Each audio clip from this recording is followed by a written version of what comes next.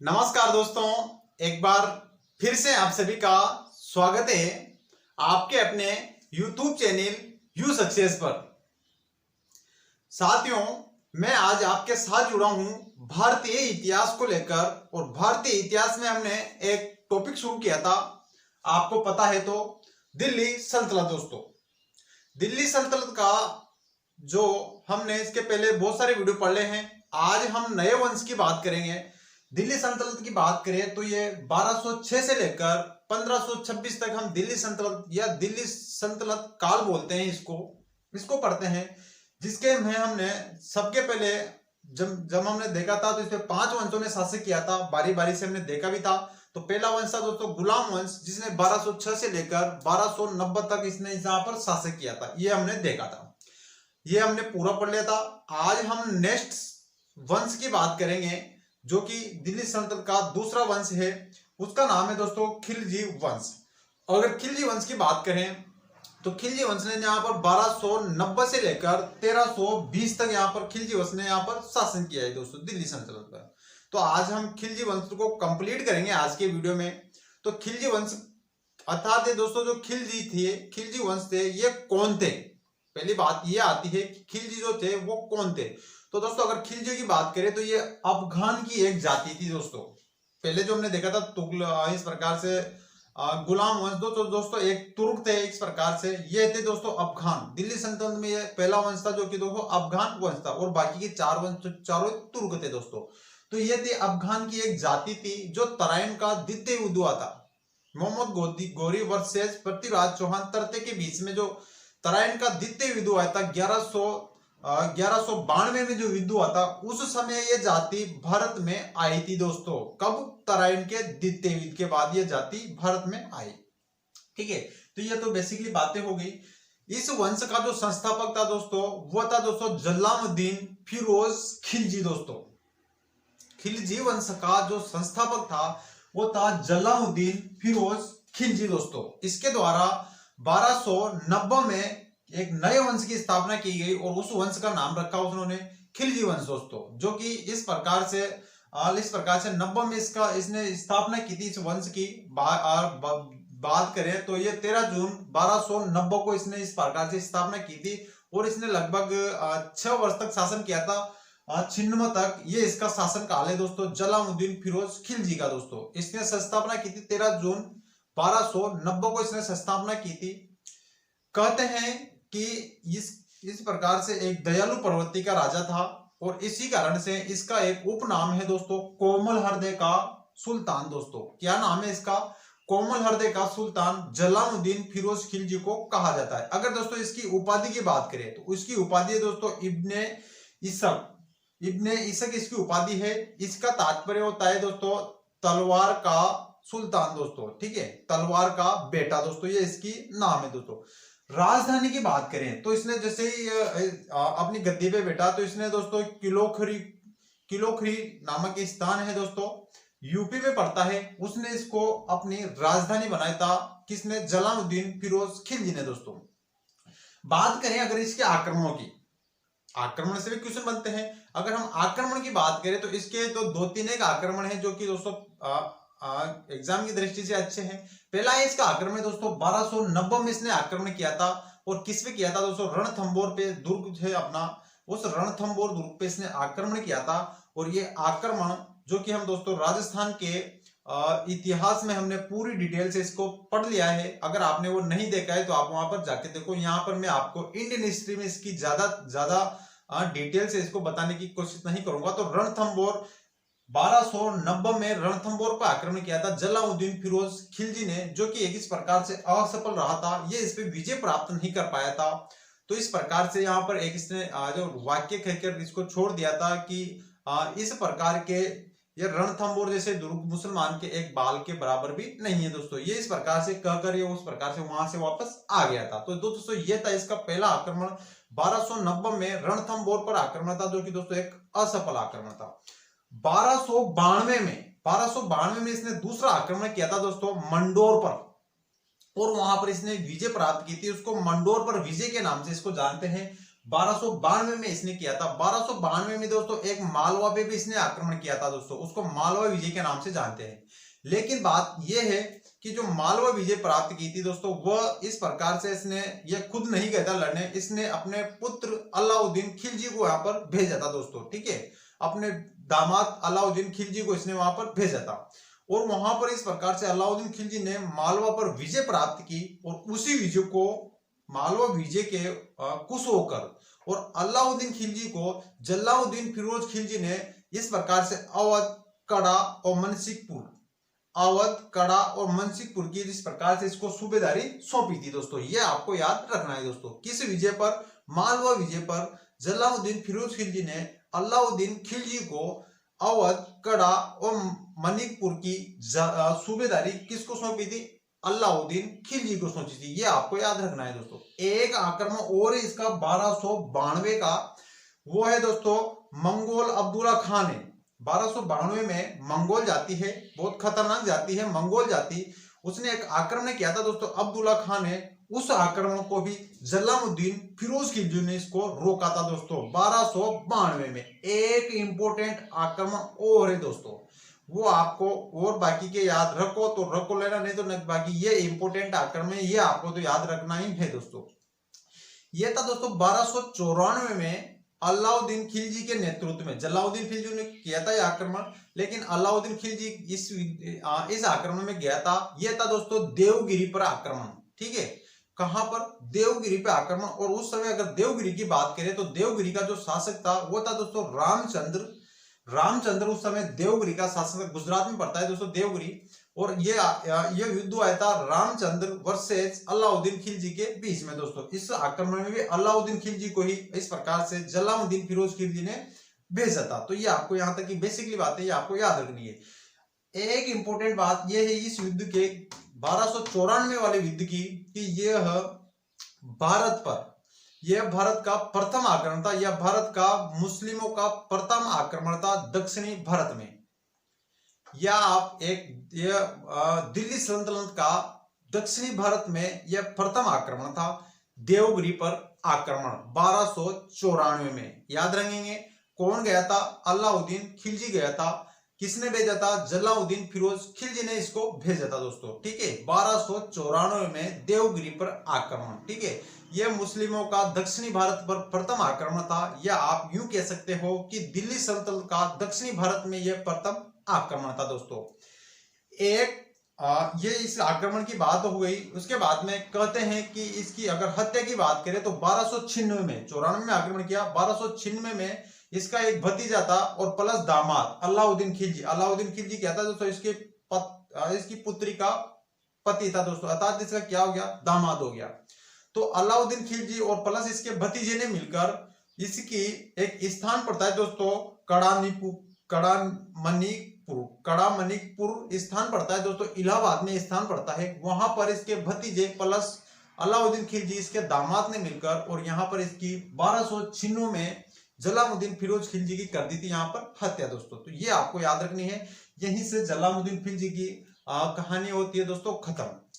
अब क्या होता है कि इस समय एक व्यक्ति था दोस्तों कदर खां, इसका पुत्र था कदर खां जलालुद्दीन फिरोज खिलजी का, या उसका दोस्तों एक अन्य नाम है रुकुमुद्दीन इब्राहिम लोदी नहीं है दोस्तों, रुकुमुद्दीन इब्राहिम, या इसको दोस्तों कदर खां के नाम से इसको जाना जाता है। इसके पुत्र था जलालुद्दीन फिरोज खिलजी का, और इसकी माता का दोस्तों मलिका ये जहां इसकी माता का नाम था दोस्तों, किसकी? कदर खां या रुकुमुद्दीन इब्राहिम की माता का नाम दोस्तों। जलालुद्दीन फिरोज खिलजी प्लस मलिका ए जहां का ये पुत्र था दोस्तों। कहते हैं कि इसकी अलाउद्दीन खिलजी ने इसकी इस प्रकार से कदर खां की यहाँ पर हत्या कर दी थी, और इस प्रकार से इसकी जो माता थी दोस्तों मलिका ए जहां, ठीक है, उससे कर ली थी अलाउद्दीन खिलजी ने यहाँ पर शादी, ठीक है। तो यहां से इसकी ये दो ही बातें हैं कि इसको किसने मारा था? कदर खां को यह मारा था अलाउद्दीन खिलजी ने मारा था, और इसकी पत्नी थी मलिका ए जहां, उससे कर ली थी इसने यहाँ पर शादी दोस्तों। तो ये यहाँ पर कदर खां की छोटी सी स्टोरी है, दो बातें हैं, ये आप यहाँ से याद रखो तो रख लेना, क्योंकि हम इस प्रकार से क्रम से पढ़ रहे हैं तो आपको इस प्रकार से सारी चीजें आपको याद करवाने के लिए, कंप्लीट करवाने के लिए, तभी आपको अच्छे से याद होगा। इसलिए मैंने यहाँ पर इस प्रकार से इसको रखा। तो अब दिल्ली का खिलजी वंश का, दिल्ली सल्तनत का नया शासक बन के आ जाता है हमारे पास अलाउद्दीन खिलजी दोस्तों। एक इस प्रकार से इसने लंबे समय तक इसने शासन किया था, 1296 से लेकर 1316 तक इसने इस प्रकार से शासन किया था। और एक इंपॉर्टेंट बात है कि यह दिल्ली सल्तनत का ऐसा शासक है जिसका 2 बार राज्याभिषेक हुआ है दोस्तों। किसका? अलाउद्दीन खिलजी का दोस्तों 2 बार हुआ है। पहला जो अगर बात करें तो पहला जो इस प्रकार से पहला जो राज्याभिषेक हुआ दोस्तों कड़ा पड़ता है, कड़ा यूपी में, कड़ा नामक स्थान है दोस्तों, वहां पर इसका यूपी में इसका प्रथम बार राज्याभिषेक होता है। दूसरी बात की बात करें तो दोस्तों 3 या 22 अक्टूबर को दिल्ली में इसका दोबारा इसका राज्याभिषेक होता है दोस्तों 1296 में दोस्तों। ठीक है, 1296 में दिल्ली में होता है दोस्तों। बलबन नाम का एक व्यक्ति है, बलबन के लाल महल में इसका दोबारा इसका राज्याभिषेक हुआ था। अगर बात करें अलाउद्दीन खिलजी की, अगर दोस्तों बचपन की बात करें तो बचपन का इसका नाम है दोस्तों अली, या दोस्तों अली गुरसे इसका बचपन का नाम है। ये भी आप इस प्रकार से याद रख सकते हैं दोस्तों बचपन का नाम। अब इसके अलाउद्दीन खिलजी से संबंधित इसकी कुछ उपाधियां हैं। उपाधियां दोस्तों इंपॉर्टेंट है, उपाधियों से क्वेश्चन बहुत सी बार इसका पूछ लिया जाता है। पहली दोस्तों इसको इस प्रकार से इसकी एक उपाधि है दोस्तों भाग्यशाली व्यक्ति। पहली उपाधि क्रम से देखेंगे अपन, भाग्यशाली व्यक्ति। दूसरी है दोस्तों युग विजेता, बहुत शक्तिशाली शासक है, इस प्रकार से इसको युग विजेता की इसको उपाधि है दोस्तों। एक है इसको जनता का चरवा। 3 उपाधियां हैं दोस्तों, भाग्यशाली व्यक्ति, युग विजेता, जनता का चरवा। ये तीनों उपाधियां दी थी दोस्तों अमीर खुसरो नामक एक इतिहासकार है, कवि, जिसने इसको ये 3 उपाधियां दी थी। इसने इसको भाग्यवादी व्यक्ति कहा, युग विजेता कहा, जनता का चरहा कहा। तो इस प्रकार से 3 उपाधियां अमीर खुसरो के द्वारा दी गई थी। इसको दोस्तों दिल्ली सल्तनत का समुद्रगुप्त कहा जाता है। इसको दिल्ली सल्तनत का इसको समुद्रगुप्त कहा जाता है। और ये किस प्रकार से लेनपूल इतिहासकार के द्वारा ये उपाधि इसको दी गई थी। इसको कहा जाता है दोस्तों जर्मनी में बिस्मार्क के समान, जर्मनी का एक बहुत शक्तिशाली शासक है बिस्मार्क, उसके समान इसको बताया है। और वो किसने बताया दोस्तों? आशी, एक इतिहासकार है दोस्तों, आशीवादी लाल नामक का एक इतिहासकार है, उसके द्वारा इसको जर्मनी का बिस्मार्क के समान इसको बताया गया दोस्तों।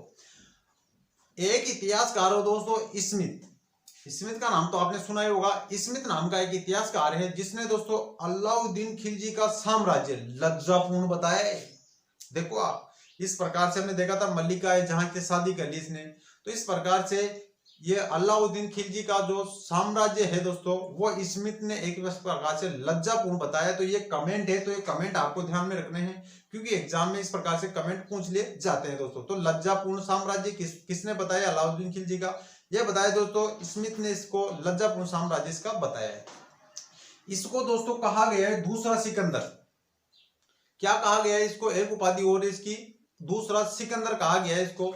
इसको कहा जाता है दोस्तों दिल्ली सल्तनत काल का साम्राज्यवाद का जनक। इसको कहा जाता है दोस्तों सल्तनत काल का साम्राज्यवाद का जनक। और ये दोस्तों बुल्सन हैंग नामक इतिहासकार है, बुल्सन हैंग नामक इतिहासकार, जिसके द्वारा इसको सल्तनत काल का साम्राज्यवादी, इस प्रकार से साम्राज्य का भोग विलासी, इसको साम्राज्यवाद का जनक कहा गया है इसको। इसने एक दो कार्य किए हैं अच्छे, उसके बारे में देख लेते हैं। इसने क्या किया दोस्तों? पहली थी तो दोस्तों एकता प्रथा का तात्पर्य ये होता है कि इस प्रकार से किसी क्षेत्र में हमें युद्ध के लिए जाना है तो सैनिकों को वो जो जीते हुए क्षेत्र है उसका कुछ भाग दिया जाता था, न कि वेतन। लेकिन अलाउद्दीन खिलजी ने क्या किया? सैनिकों को नगद वेतन देना इसने प्रारंभ कर दिया दोस्तों, नगद वेतन देना शुरू कर दिया। और इस प्रकार से कहते हैं कि जो इसके पहले क्या करते थे, जो सुल्तान थे वो जब युद्ध करने के लिए जाते थे तो उसी समय सेना को एकत्रित करते थे, कौन कौन युद्ध में चलना चाहता है हमारे साथ। इस प्रकार से तुरंत जब युद्ध होता था उसी समय उसको प्रशिक्षण दिया जाता था और उसी समय सेना को एकत्रित किया जाता था। लेकिन अलाउद्दीन खिलजी ने यहाँ पर स्थायी सेना रखनी यहाँ पर प्रारंभ कर दी थी दोस्तों। और स्थायी सेना प्रारंभ करने लगे थे और नगद वेतन देने लगे थे। तो नगद वेतन के माध्यम से इस प्रकार से सेना में एक अलग ही इस प्रकार से जोश पैदा होता है। तो इस प्रकार से इसने नगद वेतन देना प्रारंभ कर दिया और इस प्रकार से स्थायी सेना रखना इसने प्रारंभ कर दिया था। एक और है दोस्तों घोड़ा दागना प्रथा, एक प्रथा और इसमें दो घोड़ा दागना प्रथा। ये क्या प्रथा होती है? घोड़ा दागना प्रथा होती है कि जो सुल्तान के घोड़े होते थे, अलग से सुल्तान के जो घोड़े होते थे तो उस घोड़ों पर किस प्रकार से उसकी कुछ मोहर लगाई जाती थी और उस मोहर से जब उस घोड़े पे मोहर लग जाती थी तो उस घोड़े को कोई भी अन्य व्यापारी उस घोड़े को नहीं खरीदते थे, यानी कि वो स्पेशल सैनिकों के लिए होते थे। बहुत सी बार सैनिक क्या करते थे कि उस अपने वाले कमजोर घोड़े को तो सेना में रख देते थे और उसको बेच देते थे। तो इस प्रकार से व्यापार करने लगे थे, तो सेना कमजोर होती नजर आई तो उसने इस प्रकार से अपने घोड़े पर इस प्रकार से घोड़ा दागना पड़ता एक क्योंकि सुल्तान की उस पर मोहर लगी हुई थी होती थी और उस घोड़े को कोई भी उसको नहीं खरीदता था दोस्तों। तो ये थी दोस्तों घोड़ा दागना प्रथा दोस्तों।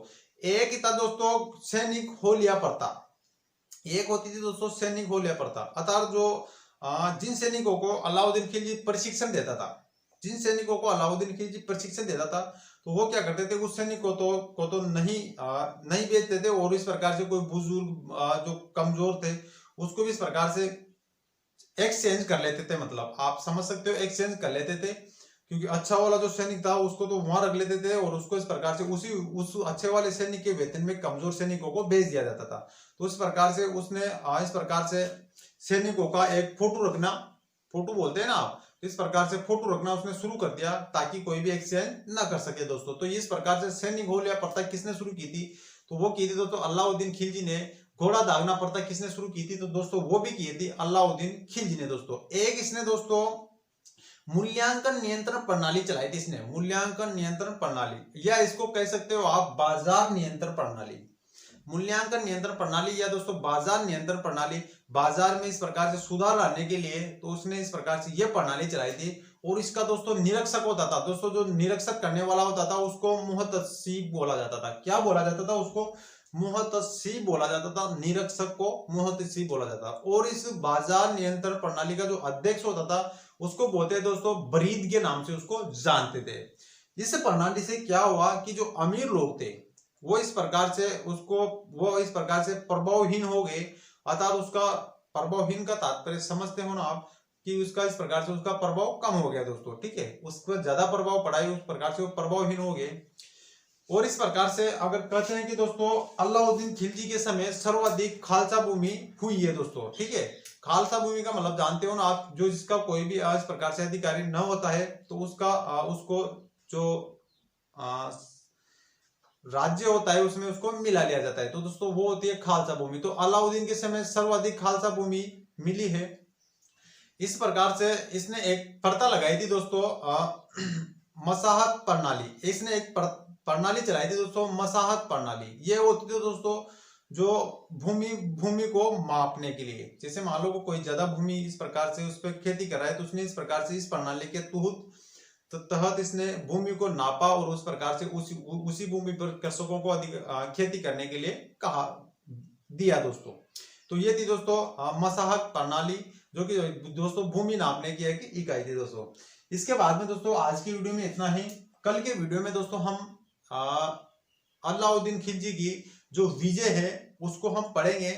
इसके द्वारा एक थोड़े बहुत स्मारक बनाए गए हैं उसको भी हम देखेंगे, जिसमें हम कल के वीडियो में अलाउद्दीन खिलजी प्लस आपका खिलजी वंश भी आपको समाप्त कर देंगे, क्योंकि इसके बाद में दो शासक और आते हैं, दो चार बातें उसकी, वो भी आज कल के वीडियो में आपके समाप्त कर दी जाएगी दोस्तों।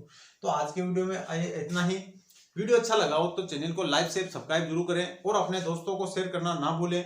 और दोस्तों जो अगर आपने इसके पहले के वीडियो अगर नहीं देखे हैं तो आप नीचे डिस्क्रिप्शन में जाएं और वहां पर आपको, या आप प्ले लिस्ट से जाकर भी वहां पे देख सकते हैं, और नीचे डिस्क्रिप्शन में मैंने उसका लिंक दे दिया है, आप वहां से भी जाकर इसको सारे वीडियो को इसके पहले के देख सकते हैं दोस्तों।